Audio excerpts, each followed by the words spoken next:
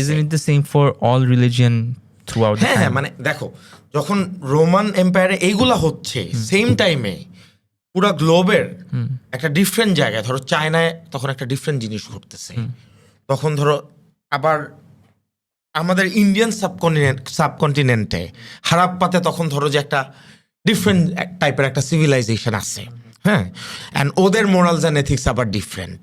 So culture wise, civilization wise, ideology wise morals and ethics সবসময় differently value করছে।